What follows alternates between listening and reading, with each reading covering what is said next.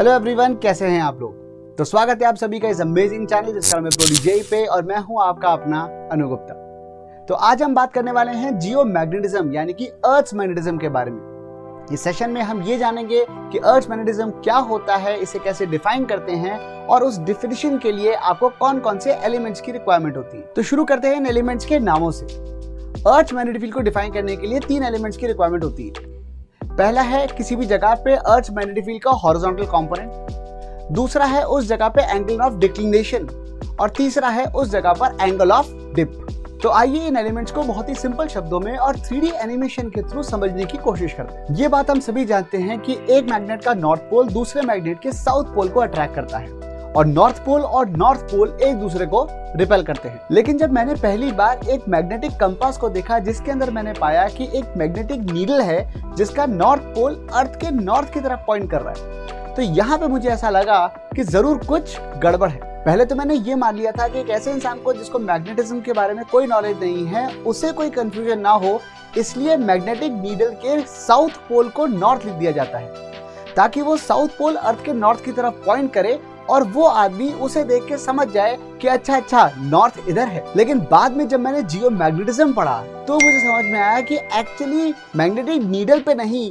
बल्कि अर्थ के पोल्स पे जो तख्ती गड़ी है नॉर्थ पोल और साउथ पोल की, वो गलत है। दरअसल अर्थ की जो मैग्नेटिक फील्ड है वो इस तरीके से बिहेव करती है जैसे कि अर्थ के अंदर एक बहुत बड़ा बार मैग्नेट रखा हो। लेकिन खास बात यह है कि अंदर का जो बार मैग्नेट है उसमें ऊपर नॉर्थ और नीचे साउथ होने की जगह नीचे नॉर्थ और ऊपर साउथ है। इसी वजह से मैग्नेटिक फील्ड लाइंस नीचे से निकलती हैं और ऊपर घुस जाती हैं। अब रही बात इस अंदर वाले बार मैग्नेट के ओरिएंटेशन की, तो साइंटिस्ट ने ये पता लगाया है कि 8 करोड़ 30 लाख साल की अर्थ की हिस्ट्री में ये मैग्नेटिक फील्ड 183 टाइम्स रिवर्स हो चुकी है, जिनमें से लास्ट रिवर्सल करीब 8 लाख साल पहले हुआ था। फन फैक्ट, ह्यूमन हिस्ट्री सिर्फ 3 लाख साल की है, यानी कि पूरी ह्यूमन हिस्ट्री में एक बार भी रिवर्सल नहीं हुआ है। इस अंदर वाले मैग्नेट के एक्सिस को हम मैग्नेटिक एक्सिस के नाम से जानते हैं, जो कि अर्थ के ज्योग्राफिकल एक्सिस से करीब 10 डिग्री का एंगल बनाता है। ये एंगल लगातार चेंज होता रहता है और इस वक्त ये करीब 9.7 डिग्रीज है।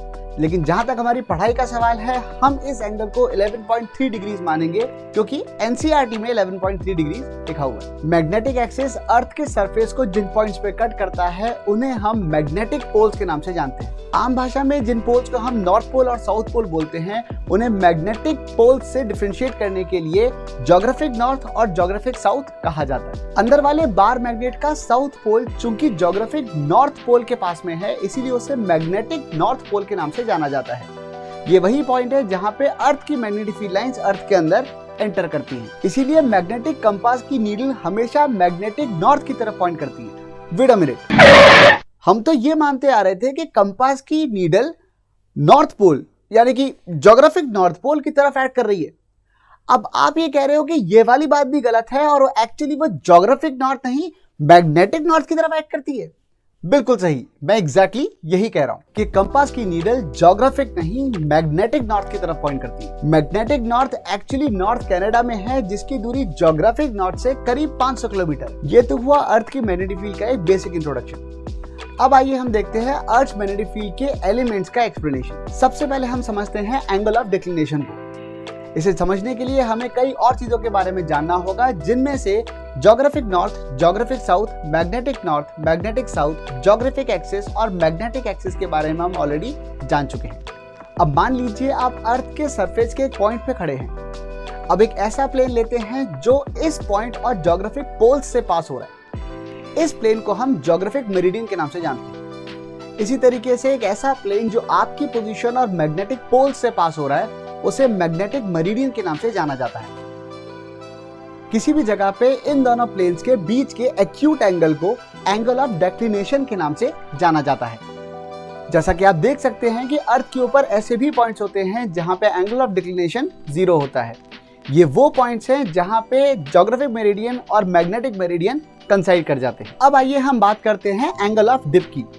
अर्थ के किसी भी पॉइंट पे वहां की नेट मैग्नेटिक फील्ड हॉरिजॉन्टल से जो एंगल बनाती है उसे हम एंगल ऑफ डिप के नाम से जानते हैं। आप ये बात देख सकते हैं कि चूंकि मैग्नेटिक इक्वेटर के ऊपर मैग्नेटिक फील्ड अर्थ के सरफेस के पैरेलल होती है, इसीलिए वहां पे एंगल ऑफ डिप 0 होता है। साइन कन्वेंशन ये कहता है कि एंगल ऑफ डिप हॉरिजॉन्टल से नीचे की तरफ पॉजिटिव माना जाता है। जैसा कि आप देख सकते हैं कि magnetic field lines northern hemisphere में नीचे की तरफ पॉइंट करती हैं और सदर्न हेमिस्फीयर में ऊपर की तरफ पॉइंट करती हैं।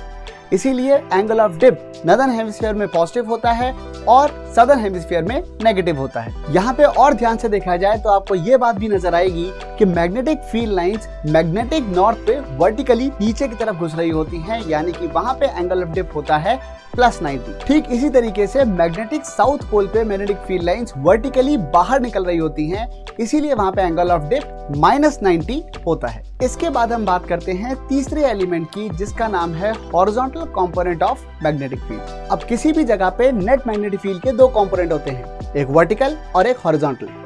अगर इस जगह पे एंगल ऑफ डिप की वैल्यू फाई है तो उस केस में हॉरिजॉन्टल कंपोनेंट को b cos फाई कहा जा सकता है। कहने का मतलब यह है कि अगर आपको अर्थ के सरफेस के किसी भी पॉइंट के लिए angle of declination, angle of dip और horizontal component of magnetic field पता है तो आप वहां पे पूरी की पूरी magnetic field with magnitude and direction define कर सकते हैं। तो उम्मीद है कि इस वीडियो के थ्रू आप जियोमैग्नेटिज्म को ज्यादा गहराई से समझ पाए होंगे।